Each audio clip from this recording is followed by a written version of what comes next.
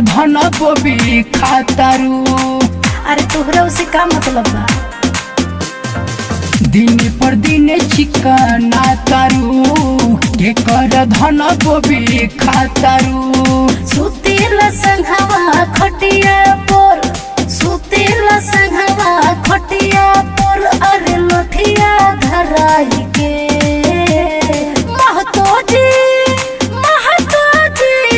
महतो जी दूधवा पियावेले खटल में बुलाई के।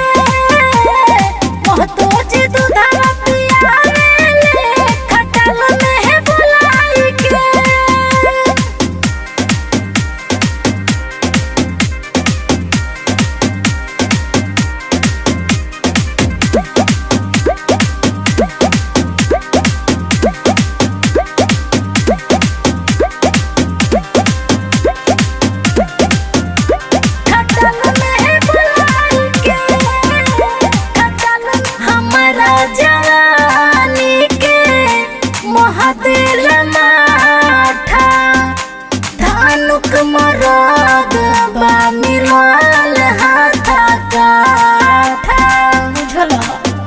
हबे बड़ बदमाश हो जतिया रे। अच्छा। के छोड़ दिन भान तोर भतिया रे। साझे सुबेरे लगावे सुइया, साझे सुबेरे लगावे सुइया, हमारा भुइया सुताई के।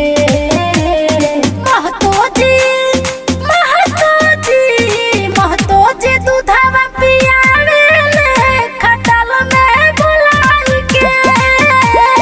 महतो जी दूधवा पियावेले खटल में बुलाई के। Mix by Khushi recording studio Manihari.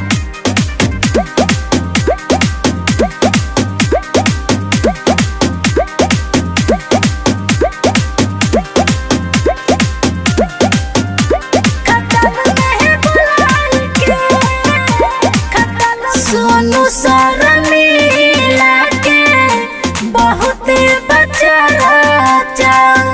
ओकरे से चले हमर घरवा के खर्चा। बुझला? अरे धान के मदद यही से चुनले बारू। अपन पोखरा में दाना ओकर बुनले बारू।